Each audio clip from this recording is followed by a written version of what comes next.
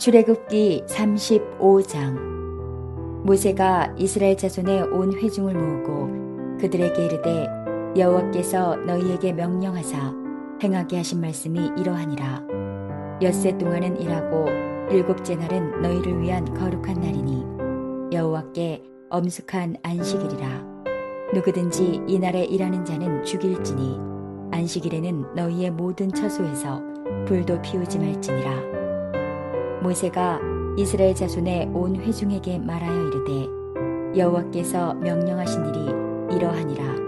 이르시기를 너희의 소유 중에서 너희는 여호와께 드릴 것을 택하되 마음에 원하는 자는 누구든지 그것을 가져다가 여호와께 드릴지니 곧 금과 은과 놋과 청색, 자색, 홍색 실과 가는 배실과 염소 털과 붉은 물들인 순양의 가죽과 해달의 가죽과 조각목과 등유와 및 관유에 드는 향품과 분향할 향을 만드는 향품과 호마노며 에봇과 흉패에 물릴 보석이니라.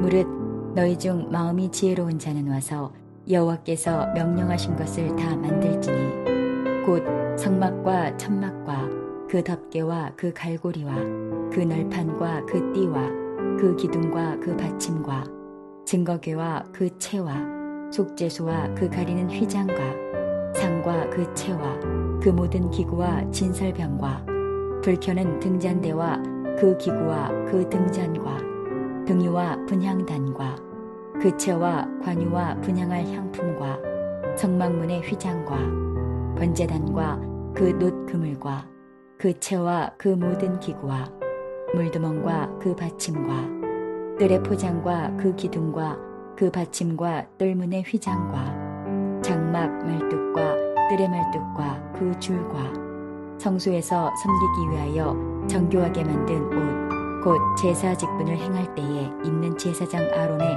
거룩한 옷과 그의 아들들의 옷이니라. 이스라엘 자손의 온 회중이 모세 앞에서 물러갔더니 마음이 감동된 모든 자와 자원하는 모든 자가 와서 회막을 짓기 위하여 그 속에서 쓸 모든 것을 위하여 거룩한 옷을 위하여 예물을 가져다가 여호와께 드렸으니 곧 마음에 원하는 남녀가 와서 팔찌와 귀고리와 가락지와 목걸이와 여러 가지 금품을 가져다가 사람마다 여호와께 금 예물을 드렸으며 무릇 청색, 자색, 홍색 실과 가는 배실과 염소털과 붉은 물들인 순양의 가죽과 해달의 가죽이 있는 자도 가져왔으며 은과 놋으로 예물을 삼는 모든 자가 가져다가 여호와께 드렸으며 섬기는 일에 소용되는 조각목이 있는 모든 자는 가져왔으며 마음이 슬기로운 모든 여인은 손수 실을 빼고 그 뺀 청색, 자색, 홍색 실과 가는 배실을 가져왔으며 마음의 감동을 받아 슬기로운 모든 여인은 염소털로 실을 뽑았으며 모든 족장은 호마노와 및 에봇과 흉패에 물릴 보석을 가져왔으며 등불과 관유와 분향할 향에 소용되는 기름과 향품을 가져왔으니 마음에 자원하는 남녀는 누구나 여호와께서 모세의 손을 빌어 명령하신 모든 것을 만들기 위하여 물품을 드렸으니 이것이 이스라엘 자손이 여호와께 자원하여 드린 예물이니라. 모세가 이스라엘 자손에게 이르되 볼지어다 여호와께서 유다 지파 훌의 손자요 우리의 아들인 부살레를 지명하여 부르시고 하나님의 영을 그에게 충만하게 하여 지혜와 총명과 지식으로 여러 가지 일을 하게 하시되 금과 은과 놋으로 제작하는 기술을 고안하게 하시며 보석을 깎아 물리며 나무를 새기는 여러 가지 정교한 일을 하게 하셨고 또 그와 단 지파 아히사막의 아들 오홀리압을 감동시키사 가르치게 하시며 지혜로운 마음을 그들에게 충만하게 하사 여러 가지 일을 하게 하시되 조각하는 일과 세공하는 일과 청색, 자색, 홍색 실과 가는 배실로 수놓는 일과 짜는 일과 그 외에 여러 가지 일을 하게 하시고 정교한 일을 고안하게 하셨느니라. 안녕하세요. 오늘은 사람을 움직이게 하는 것이라는 제목으로 함께 말씀을 나누고자 합니다. 근래 차를 타고 인천을 돌아보면서 참 인천은 참 신비한 곳이다라는 생각을 갖게 되었습니다. 조금만 나가면 산입니다. 조금만 나가면 바다입니다. 조금만 나가면 농가 밭이 있는 것이지요. 참으로 좋습니다. 한 번은 바다를 지나가다가 마치 해의 휴양지처럼 가까운 곳에 요트장이 있는 것을 보고 참 멋있다라는 생각이 들었습니다.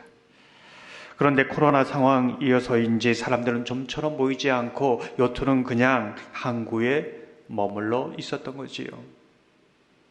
문득 그 모습을 보고 머물러 있는 요트는 굉장히 아름답지만은 계속해서 머물러 있다면은 아무리 아름다운 요트다 할지라도 그 항구는 죽은 항구가 되겠구나, 이런 생각을 하게 되었습니다. 그리스도인의 삶도 그렇지 않을까요? 항구에 그냥 머물러 있는 요트와 같은 그리스도인으로 산다면 어떨까요? 굉장히 어떻게 보면 아름답습니다. 고상해 보입니다. 하지만 그 상태가 오래되면은 바다에 나가보지도 못하고 모든 기회를 다 놓쳐버리고 인생을 다 허비하겠구나 라는 생각을 하게 되는 것이지요. 오늘 본문을 보면 그리스도인을 움직이게 하는 것이 무엇인가? 항구에 머물러 있지 않고 저 거친 바다를 향해서 나아가게 하는 것이 무엇인가? 그것을 보여주고 있습니다. 21절을 보면 마음이 감동된 모든 자와 자원하는 모든 자가 와서 해막을 짓기 위하여 그 속에서 쓸 모든 것을 위하여 거룩한 옷을 위하여 예물을 가져다가 여호와께 드렸으니, 오늘 본문을 보면 마음에 감동이 있는 자가 움직입니다. 거친 바다를 향해 나아가는 것이지요. 다른 말로 하면 마음에 감동이 없다면 움직일 수 없다는 것입니다. 계속 항구에 정박해 있어야 합니다. 그렇다면 그 마음의 감동을 누가 주시는가? 하나님께서 주시는 것이지요. 그 감동은 하나님의 숨결이요, 하나님의 사랑이요, 하나님의 은혜입니다. 하나님께서는 그 마음의 감동을 어떤 사람에게 어떤 방법으로 주시는가? 1절을 보면 이렇게 말씀합니다. 모세가 이스라엘 자손의 온 회중을 모으고 그들에게 이르되 여호와께서 너희에게 명령하사 행하게 하신 말씀이 이러하니라. 모세가 하나님의 말씀을 전할 때에 그 말씀을 들으면서 마음의 감동이 일어납니다. 그 감동으로 인해서 사람들은 움직이기 시작합니다. 그 움직임은 스스로 자원함으로 기쁨으로 나아가는 것이지요. 말씀을 들으면서 마음에 감동이 있어 자원하고 일할 때 하나님께서는 능력도 주시고 지혜도 주십니다. 굉장히 역동적인 그리스도인의 삶을 살아가는 것이지요. 35절에 보면 지혜로운 마음을 그들에게 충만하게 하사 여러 가지 일을 하게 하시되, 사랑하는 성도 여러분, 저와 여러분이 말씀을 들을 때 하나님이 주시는 마음에 감동이 있기를 소망합니다. 그 마음의 감동으로 하나님을 위하여 자원하는 마음, 그런 마음으로 헌신하기를 소망합니다.